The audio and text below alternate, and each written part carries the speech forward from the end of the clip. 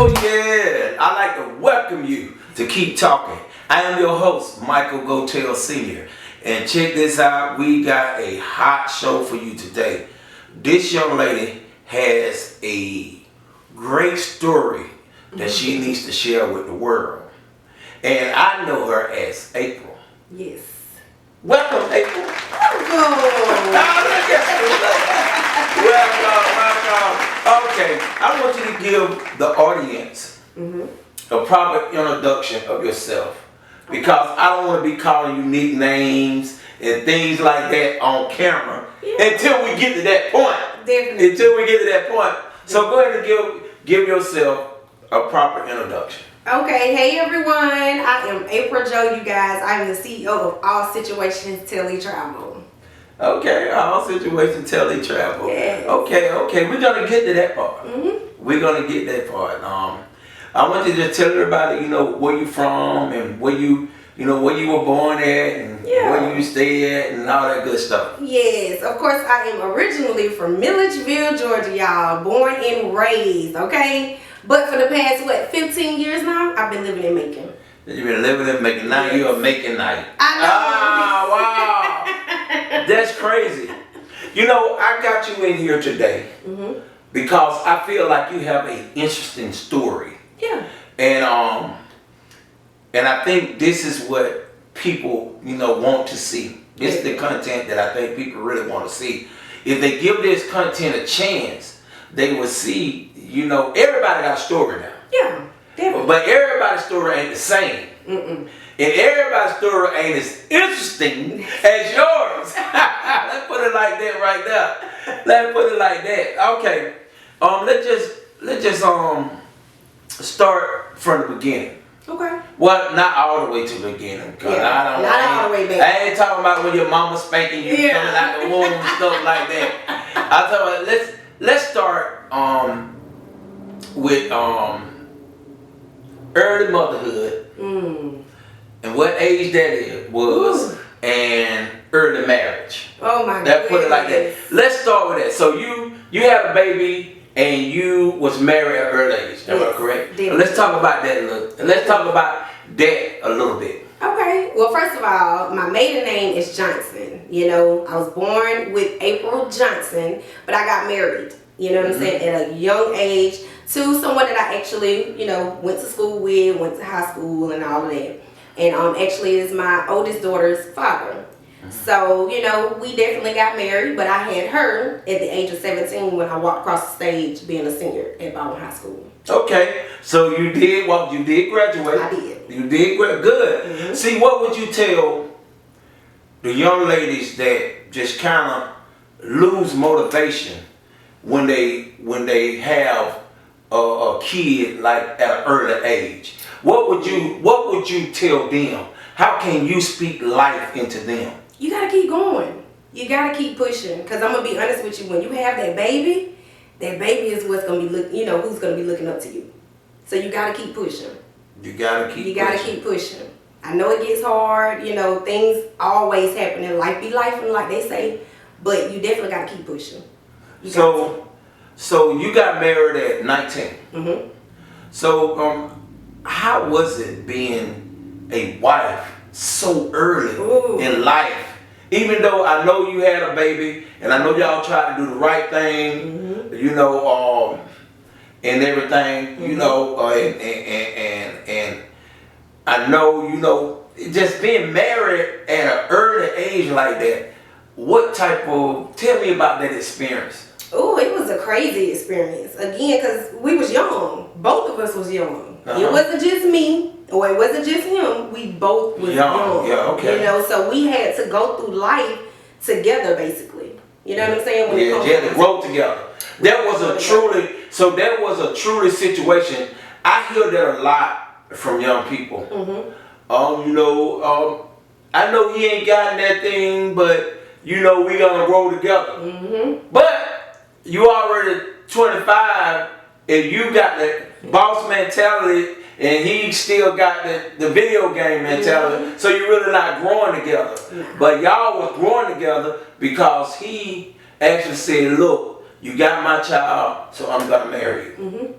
That's all right. That's what we started out. That's what I know. That's what you started out. But you know what I'm saying. Any type of situation like that, you're gonna run into some bumps and bruises. Yeah, of course. And you're gonna learn from it. Oh, and then but just like you're doing now, when you're telling your story, you may prevent some others that might not have to go through that. Yeah. All right, so you got married at a young age, and then y'all split up. Yep. And when y'all split up, now tell me, did you move to Macon then? No, I didn't move to Macon right then. No. Oh, you had to have mama as that backbone. Yeah, you had to mama. I bet mama eat up all kind of goody powder. Look, I definitely needed that. I needed my village. You know what I'm saying? Your village. I had to have my village. You had to have your village. I had to have my village. So I couldn't just up and just go like that. You know what I'm saying? I understand, and we're gonna get to why in a few minutes. Definitely. All right. You had one daughter in high school. And you had your daughter at 17. Okay, you got married at 19.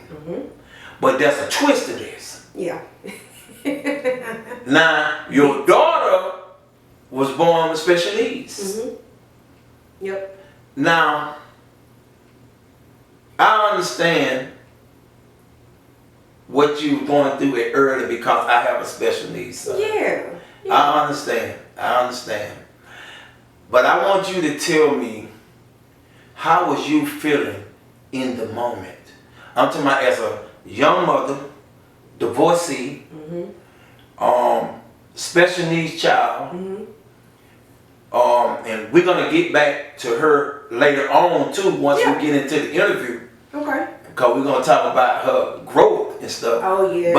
But let's talk let's just talk about the atmosphere of you being a divorced mother, a single parent of a special need child. How did that look in your life? It was crazy. I'm not gonna lie to you. You know, going back and forth to doctor's appointments, you know what I'm saying? Physical therapy, even just the diagnosis. I mean, it was crazy. For me being as young as I was and not knowing what it is to do, you know, you too much didn't have a lot of support. You know what I'm saying, when it comes down to it. Yeah, because a lot of people don't know. See, the problem is a lot of people don't have information on how to deal with certain type of disabilities. Yep. And you know, and see, what I did was, with mine, I used my platform in the Georgia Department of Corrections to learn everything about autism. Yeah. Everything I could learn. Definitely. You know, I learned mental health. Do you know what I'm saying? I wanted to know about it. So, we're talking about your firstborn.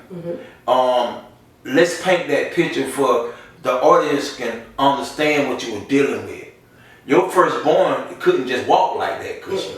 No, not at first. I want to say, you know, a lot of people used to say that I used to carry her a lot. You know what I'm saying? Just holding her like, oh, that's the reason why she's not walking. I'm like, no, y'all, it's something way more serious than that. So when she was, I want to say 2.5, almost 3 years old, that's when her pediatric was like, you know what, we need to run some tests. We need to see what's going on because she's not pulling up like normal. She's not standing up like normal. Nothing was normal for her to be the age of 3. So of course we had to go through that process to get a muscle biopsy done.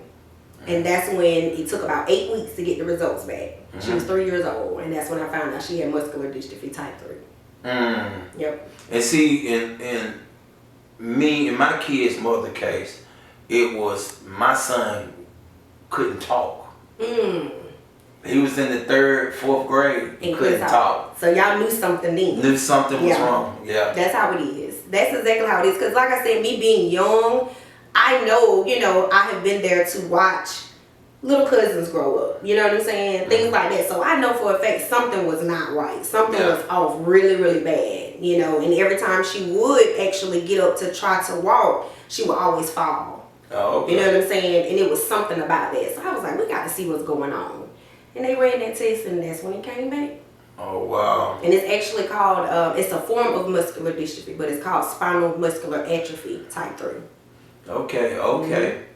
Well, we're going to come back to her in a little bit because she has an interesting story. Definitely. You know, maybe one day I'll sit down and get her point of view. Yeah, I would love it. You know what I'm saying? I would Get her love point of view on that. But we're going to move on. Okay. And we're going to talk about your transition when you get out from under your village. Okay. When you leaving your village. Ooh. When you jumped out there. Ooh. What in the world made you want to go? To Mad Macon. Don't do that. Come on now. What made you want to go? Okay, so I moved from Milledgeville to Macon 2010.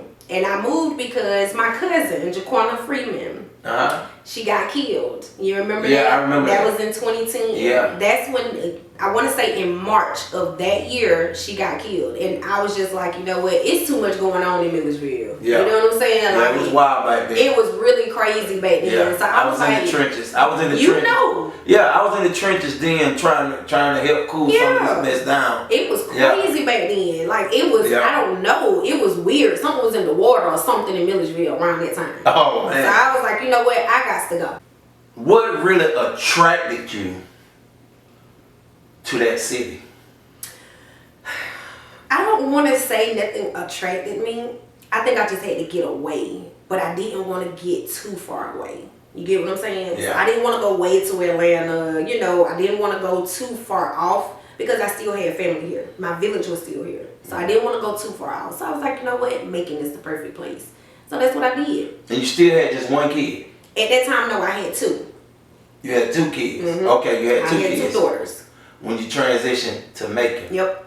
2 daughters. You know, I don't remember the second daughter. Yeah, a lot of people I don't remember the second daughter. I don't remember the second daughter. A lot of people say that. So you transitioned to Macon. Now, I want you to paint the picture on the ups and downs, or how hard or how easy it was when you made that transition. It was hard. I'm not gonna lie. I had to leave my kids behind, you know what I'm saying, for like a couple of months with my village, which is my mom, my grandmother, all of them. So I had to leave them behind for a few months just to, you know, get in where I needed to be. So I moved to Macon. I actually stayed with a friend of mine and somebody that at that time was not my friend, you know what I'm saying? But she was some kin to the person that I was living with. But now we're best friends. Yeah. We've been friends since then. So I, you know, moved with them. It was at times that we didn't have hot water. You know, we had to boil water just to take a bath. You know what I'm saying? We didn't have gas. You know, we had to cook on the grill. So you left Milledgeville and went to the hood? Basically. You left Milledgeville and went to the hood? Yeah. I had to go to the hood. Oh. I ain't even gonna lie. I had to go to the hood. But I had to do it. I had to do it. Okay, so when you did get your feet wet and you brought your kids up there, and we keep in mind to the audience that she still has a special needs kid. Yeah. So at what age was she then? When we moved to Macon, I want to say she was about 8. About 8 when she moved to Macon. About Okay. 8. So she's starting to understand what's going on around her. Oh yeah. Yeah, her intelligence level was high. Oh, definitely. Oh yeah, it was just her muscles and stuff. Okay, see, yeah. Okay, so how did it look as a single parent at that time? What? Just taking my kids up there? Yeah, how did that look? I mean, what was your thought process or your feelings? Cause some people easily just leave the kid with their parents. Oh no, my plans was to definitely take my kids. But I just wanted to make sure they had a stable, you know what I'm saying, place, and make sure everything was okay for them to come. That's all it was. Okay. That's all it was. So at first, like I said, me staying with my friend and my now best friend at that time, you know, it was probably about a few months had went by. And I was just like, you know what? I gotta go get my kids. You know what I'm saying? Like, I don't even feel comfortable being up here without having them. Yeah. So I went ahead and moved out of where we was all staying together and found my own place. Okay. Now, that means by you telling me that means the hustle had to really start. Yeah. Cause we got to get into the providing part. Yes. When you're talking about family, then special needs kids. Okay, when did your mindset click in the hustle mode? When I knew I could not get a regular job. When I knew I could not get a regular job, I was just like, you know what is it that I could do to make sure that I take care of my kids? And the only reason I could not get a regular job because of my daughter having all these different appointments, physical therapy, different things like that. She was having surgeries back to back, you know, stuff like that. And it was going to be hard to actually get a job and explain that to them. You see what I'm saying? So I was like, I got to figure something out. And I always had the mindset to be business oriented. Always. I always wanted to be a boss. My whole entire life. You know what I'm saying? So I already had the mindset. It's just I could not put a job with me and my kids at that time. Okay. I just couldn't do it. So I'm not gonna give it away. So I'm not gonna give it away. You know what I'm saying? Tell the audience what was your way of providing for your family.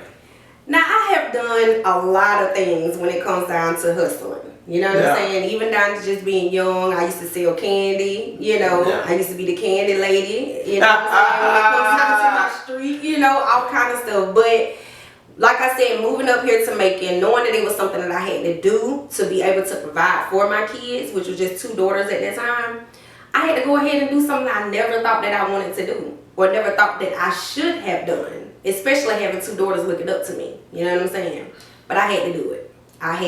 So 2011, I went to my very first club. First club. First club, yes. But I'm trying to figure out, you were poets, I don't know what. You were poets, I don't know what. You talking about dancing? Don't start stripping? Man, ain't no way in no world. How in the world did you make it? Do that. How did you make it in that industry? How in the world did you make it in that industry? And you were poets, I don't know what. Huh? But see, I ain't never been a strip club guy. Yeah. You know, I'm a private type guy, cause I don't like folks in my business. Yeah, definitely. You know what I'm saying? Definitely. And I'm just asking. Everybody was shocked. I'm just asking. But now, you made a brand. Yes, I did. You made a brand. You did. I did. Alright, well let's tell the audience what the brand name was. Well, my name was Nouveau, you guys. Nouveau was so popular. That name was so popular. It was popping, but I didn't really know who Nouveau was. And I was having contact with you. Yeah. But I didn't even know who Nouveau was. That's how you know what I'm saying? was. But you know what I'm saying?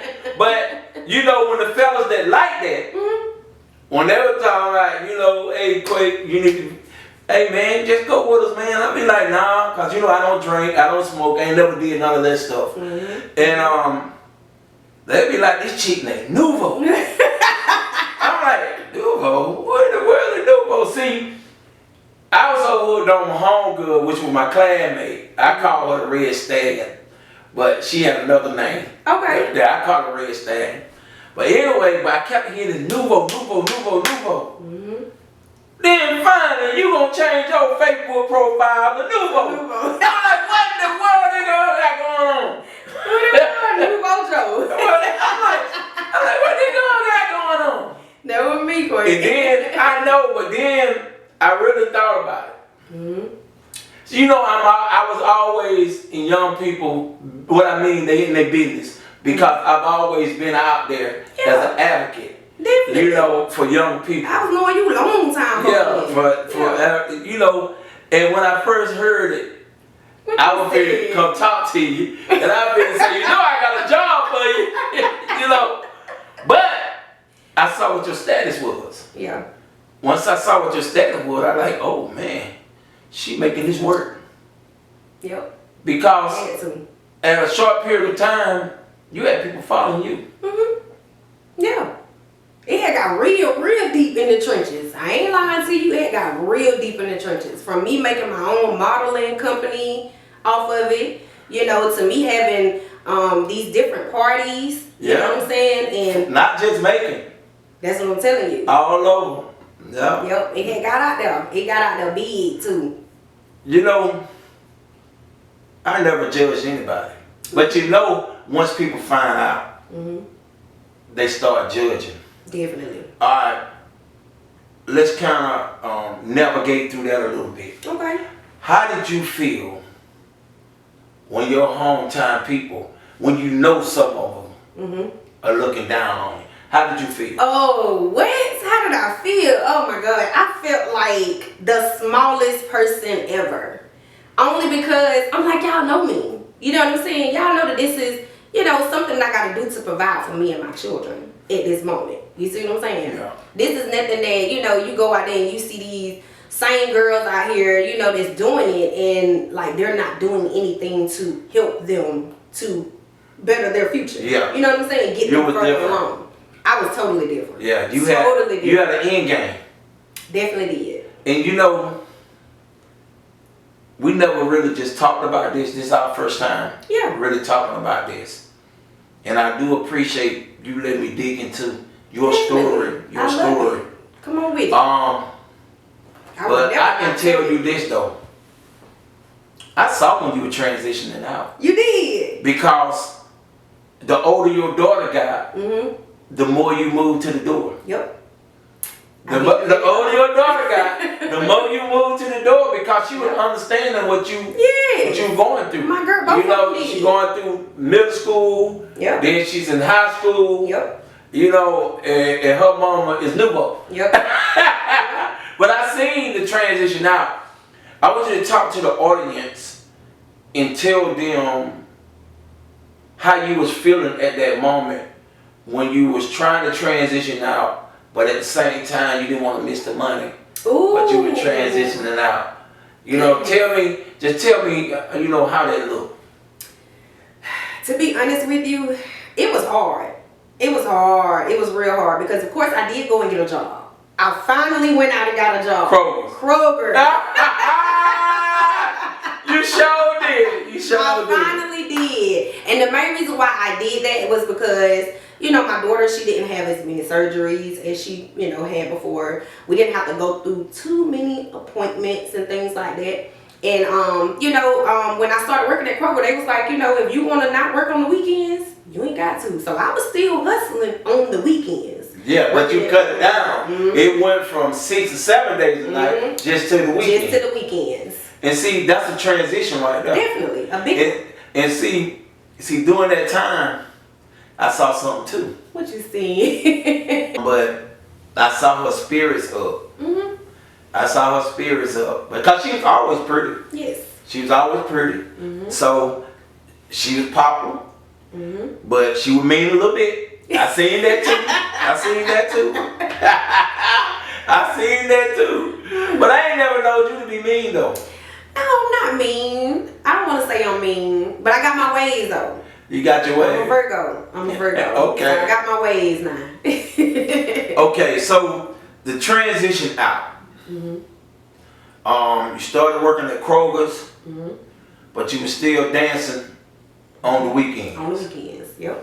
Okay. When did you make your mind up just to let that go and jump out on faith and start a business? Oh, that was 2020. I want to say 2020. During COVID? During COVID. Okay. Yep. And then I actually didn't even start what I'm doing now. I actually started my own home-based answering service. Was what I started during COVID, only because I knew for a fact a lot of business owners needed me. You know, they didn't want to be with the interacting type of thing, you know, because you had to give yourself 6 feet. You know what I'm saying? When it comes down to it. So I started that out first. And that actually did really good. Yeah. It did really good. Because a lot of business was outsourcing the channel. And I still have a few of my clients from 2020. You know what I'm saying? That I still answer their calls for them. Okay. Yeah, I still answer the calls for them. Okay. All right then. Yeah. All right I then. had to get out of that though. Oh, okay. So before we get deep into the business end, I want you to tell me what it looked like once your oldest started transitioning into adulthood. How hard was it for you to let go? It was very hard. I'm not gonna lie. I already seen the way. See, she didn't really know me, but I watched her grow, and I always seen from about the 10th grade that she wanted to leave you. She ready to leave you. She ready to leave you because you were actually babying her. Yes. She was ready to go. She wanted to be like the normal kids. Yep. And want to act grown. Yeah. And see, You hit it on the head. you know what? You hit it on the head. You know what? Now this get to me. Now we talk some. We didn't talk all the time. Yeah. But I remember when you called me, you said, "This girl get on my god nerve." I remember when you called me and you said that she was going through a transition herself because she was a pretty girl, and so that means she was attracting guys no matter what she was in a wheelchair or not, and she was trying to explore. And you wasn't having it. I wasn't. You wasn't having it. I mean, you went into beast mode. I did. You went into beast mode. You went into beast mode. You know? I did. Oh my God. Which I understand because even though my kid was a son, I find myself when I'm alone, I'm thinking about all the possibilities that might happen when people don't understand him. Even when he started driving, that the police might pull him over, can't understand what he's saying, and get aggressive. All that was emotional for me. Definitely. All that was very emotional for me. I find myself as a grown man crying just thinking about my son. See that? So I know that it was a hard transition for you to let him go to adulthood. It was definitely hard. In my case, I was just glad his mother understood that she had to let me be the father. Yes. She had to let me be the father. Yes. So she did that. And she let me make the choices on how he was going to grow up to be a man. Yeah, of course. You know what I'm saying? Of course. And she did that. And I really, you know what? I'm going to be honest with you. You know what I'm saying? My kids' mothers, I'm crazy about them in a way of brother and sisterhood. Because of the way we handle our situation. That's how it's supposed to be. You know what I'm saying? Because we handle our situation. So her transitioning into adulthood, and we know you got crazy because she tried to jump out there before she got out of high school. Yeah, she tried. She tried to jump out there before she got out of high school. Yeah. Now tell me what that looked like. You didn't lock her out, did you? No, I didn't. But we definitely bumped heads like a lot. We definitely bumped heads a lot. I feel like out of all the years, I want to say her 12th grade year when she, graduated, and the year after that. What's the roughest? It was what? But get what? Oh my goodness. She had you in them. I know. You remember you had her at 17 now. So don't be flexing. That's what she said. Don't be flexing. But you know what I'm saying? Don't be flexing. You know what I'm saying? I just tell my sons, I got 4 boys, but I tell my sons all the time, you know what I'm saying? I raised men, but they watch me navigate. Yeah. You know what I'm saying? I was something like a pimp. But and so I can't hate on them. Yeah, you right. I ain't gonna hate on them. You right. And but look at you. Yeah. And I know she throw it in your face all the time. I ain't gonna say she throw it in my face all the time, but she have brought it up. She have brought it up, and she's like, "Mom, you always tell me how you moved out on your own when you was 17, and I just want to show the world and show you that you raised me. You know what I'm saying? To be there." Yeah. So she moved out. She been now in her own apartment now. Oh my God, Quake, for like a few months, and I promise you, It is the best thing. Only because I check on her all the time. You know what I'm saying? And then now that she has her own, she's more independent than she was when she was at home. Yeah, that's what she was trying to get enabling her. That's what she tried to show you, that she can do it. Yep. And you know, and my conversation with my son's mother was always, we want him to live a full life after we are gone. Thank you. So we have to let them. Gotta let them. We have to let them find their pathway. They do. They always got somewhere to come home to. You know what I'm saying? Yeah. But you gotta let them go. You got that hard though. It was hard. Ain't gonna say no more. It was very hard. I'm not gonna lie. It was very, very hard. So if y'all got kids out there that, you know, if you know you raised them right, you know what I'm saying, you gotta let them go. You gotta let them go. You don't want to keep labeling them. See, y'all mamas don't want to let them go. That's what it is. I tell my boy right quick, I raise men. Don't come ask me. Oh no, don't ask me for nothing. Because if I can work 3, 4, 5 jobs, you can work 3, 4, 5 jobs. Definitely. You know what I'm saying? That's what I feel. Your body younger than mine. You know that it ain't like that with us though. You know it ain't like that with y'all. It ain't like that. It's so hard. That's the only thing that sometimes me and my kid's mother y'all be bumping heads about that, don't you? You know, we're not really bumping heads because we so cool like that. You know what I'm saying? But it's like, that's my baby. Baby, they ain't no baby, that's a grown man. You know what I'm saying? You know what I'm saying? But anyway, transitioning from your personal life and your work life. You have 3 kids now, right? Yep, I have 3 now. Is it 3 girls? 2 girls and a boy. Oh, the baby is a boy.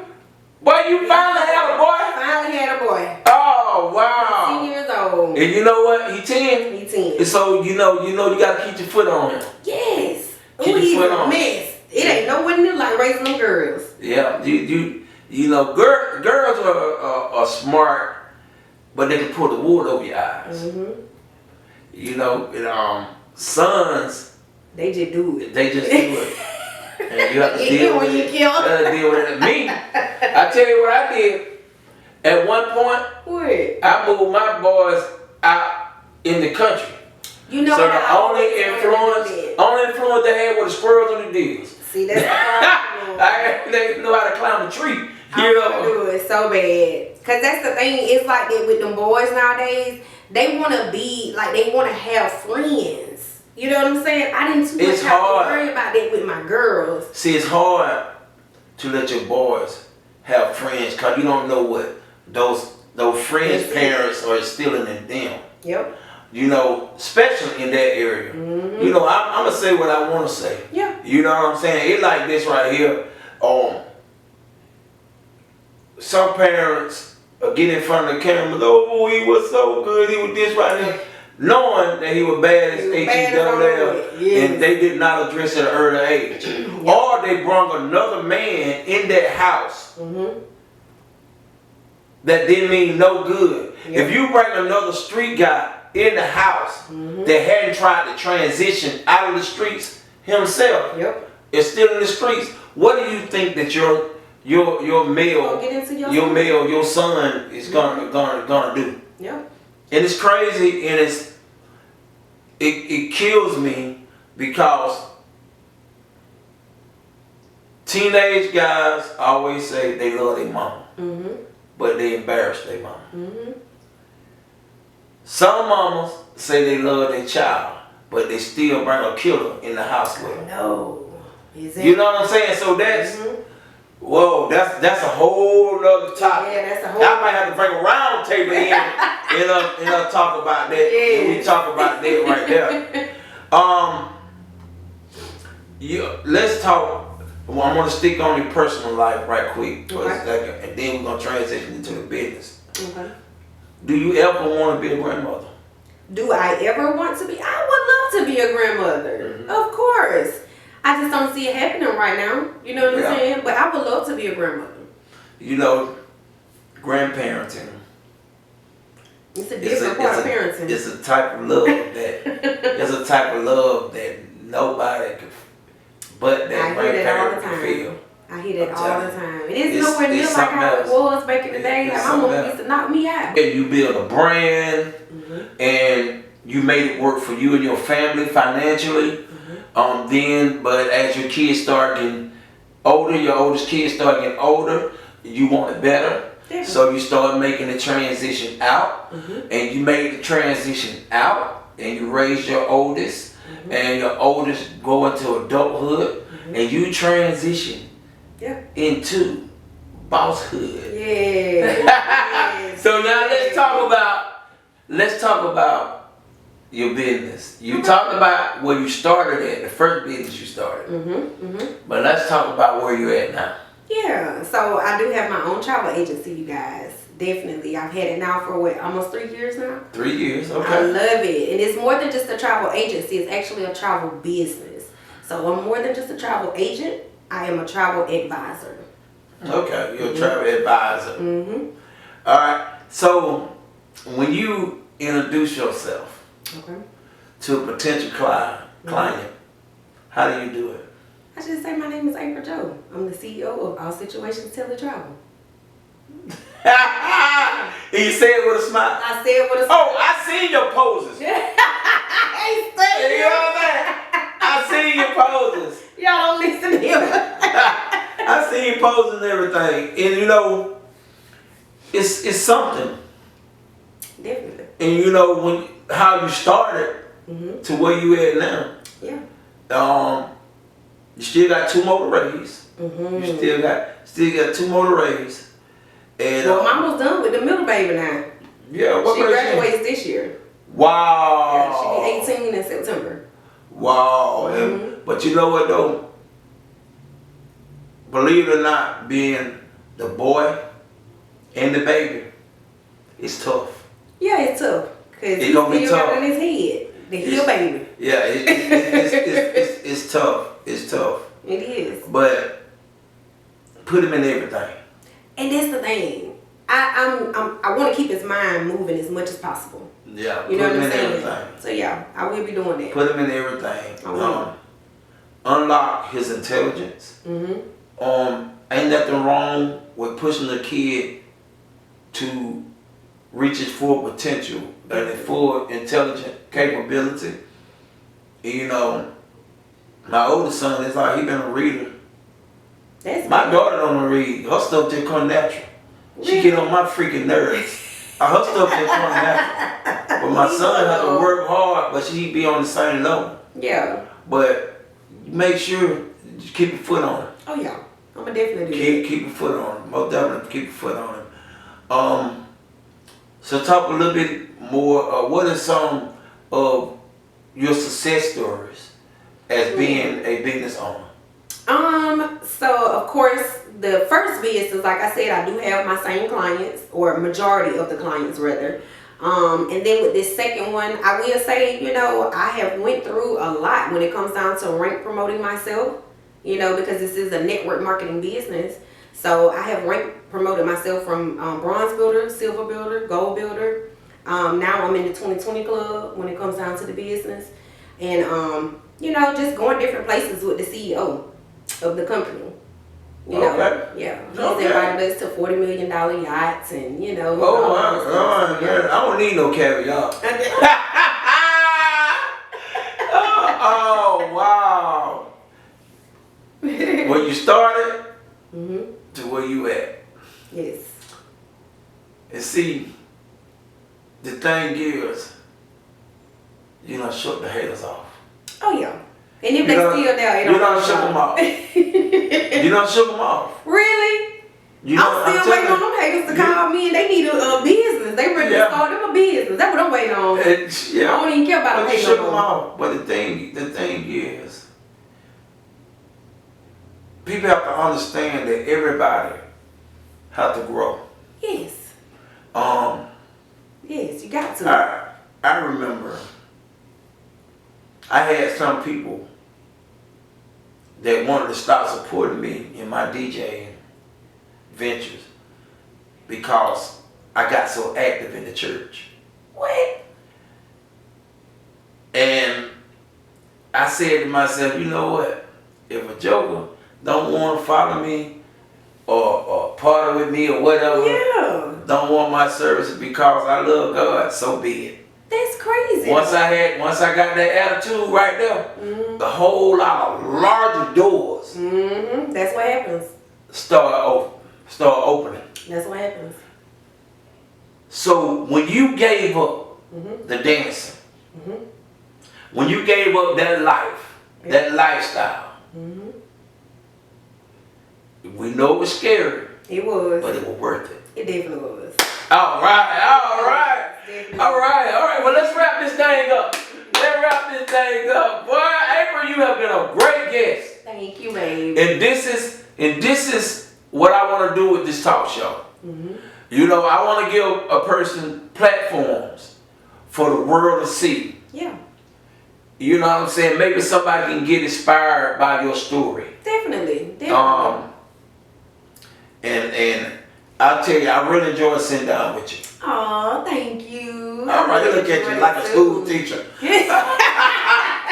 All right, do you have any last parting words or any? Well, I'm always promoting my business, you know, so definitely, you guys, if y'all need for me to book y'all a nice vacation, you know, even if you just need a whole private island to get away from everybody else for a little while, trust me, I am your girl. And also, if you are 18 and older and you guys want to start a side business on top of what you're doing now, definitely give me a call so I can show you how to do it. It's a 1099 opportunity. So, what about a contact? Yes, of course. So you can reach me either on Facebook by April Joe, that's J-O, or you can call me. My office number is 478-245-0775, or you can email me, and that's all situations, telecom with 1M at Gmail. All right. Thank you, April, for stopping by. You're welcome. Hey, that's the end of this interview. All I can say is keep talking.